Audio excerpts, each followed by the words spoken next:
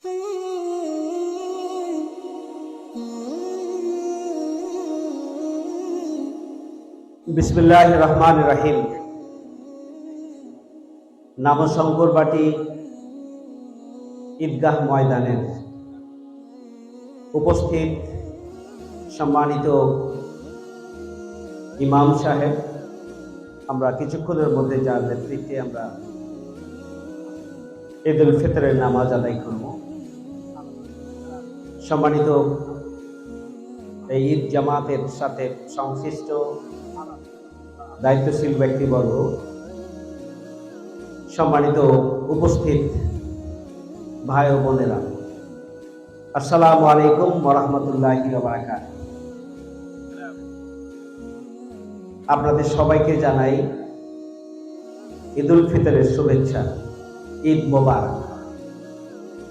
আল্লাহর শুকরিয়া আদায় করছি, দীর্ঘ 17.5 বছর পরে শান্তি, স্বস্তি এবং নিরাপত্তার সাথে আল্লাহ রাব্বুল আলামিন আমাদেরকে গোটা বাংলাদেশে উৎসাহ উদ্দীপনার সাথে ঈদ উদযাপনের তৌফিক দান করেছেন। এই জন্য আল্লাহর শুকরিয়া আদায় করছি, আলহামদুলিল্লাহ।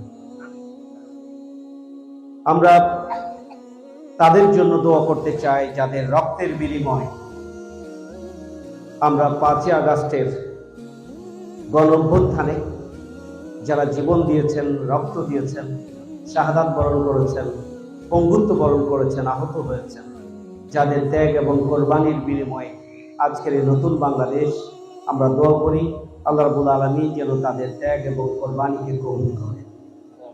যারা জীবন দিয়েছেন তাদেরকে শাহাদাতের মর্যাদা যেন দান করেন। যারা আহত এবং পঙ্গুত্ব বরণ করেছেন, আল্লাহ রাব্বুল আলামিন যেন তাদেরকে দ্রুত সুস্থ হয়ে স্বাভাবিক জীবনে ফিরে আসার তৌফিক দান করেন। সম্মানিত উপস্থিতি, আল্লাহ রাব্বুল আলামিন বলেছেন, শাহরুর রমাদান আল্লাযী উনজিলা ফীহিল কুরআন হুদাল লিন-নাস ওয়া বায়্যিনাতিন মিনাল হুদা ওয়াল ফুরকান। এটি হচ্ছে সেই মাস যে মাসে কোরআন নাজিল হয়েছে। কোরআন হচ্ছে আল্লাহর পক্ষ থেকে মানুষের জন্য হেদায়েত, সুস্পষ্ট নির্দেশনা আল্লাহর পক্ষ থেকে এবং সত্য এবং মিথ্যার পার্থক্য নির্দেশকারী। আমরা রমজানের যে লক্ষ্য তাকওয়া অর্জন, রমজানের যে লক্ষ্য আল্লাহর সন্তুষ্টি অর্জন, সেই তাকওয়া এবং সে আল্লাহর সন্তুষ্টি অর্জনের মাধ্যমে আমরা রোজার মাসের শিক্ষাকে যদি পুরো জীবনে কাজে লাগাতে পারি, তাহলেই আমাদের রমজান মাসের আয়োজন সার্থক হবে। কোরআনের মর্যাদা আমরা জানি। রমজানকে আমরা যেভাবে উপলব্ধি করি, 1 মাস ধরে আমরা রোজা রাখি, গুরুত্বের সাথে আমরা রোজা রাখি, কিন্তু এই রমজান মাসের যে মর্যাদা, যেটি আল্লাহ হাদিসে কুদসিতে বলেছেন, জাসাউমু লি ওয়া আনা আজজি বিহি, রোজা আমারই জন্য এবং আমি তার প্রতিদান দিই। এই যে রোজার মর্যাদা, ঈমান এবং ইহতিসাবের সাথে রোজা পালন করলে জীবনের সমস্ত গুনাহগাতা মাফ করে দেওয়া হয়। এই মাসের একটি নফল অন্য মাসের 70টি একটি ফরজ, এই মাসের একটি নফল অন্য মাসের ফরজের সমান। এই মাসের একটি ফরজ 70টি ফরজের সমান, একটি ভালো কাজ 70টি ভালো কাজের সমান। তাহলে এই যে মর্যাদাপূর্ণ রমজান মাস, এটা কিসের জন্য? এটি এই জন্যই যে এই মাসে কোরআন নাজিল হয়েছে। এই জন্য আমি আপনাদের প্রতি অনুরোধ জানাতে চাই যে আসুন আমরা যাতে করে কোরআনের অধ্যয়ন আমরা করতে পারি, কোরআনের আলোকে আমাদের ব্যক্তিগত জীবনকে যেন আমরা গড়ে তুলতে পারি, রমজানের শিক্ষার আলোকে, কোরআনের আলোকে আমরা যেন আমাদের ব্যক্তিগত, পারিবারিক, সামাজিক এবং রাষ্ট্রীয় জীবনকে গড়ে তুলতে পারি।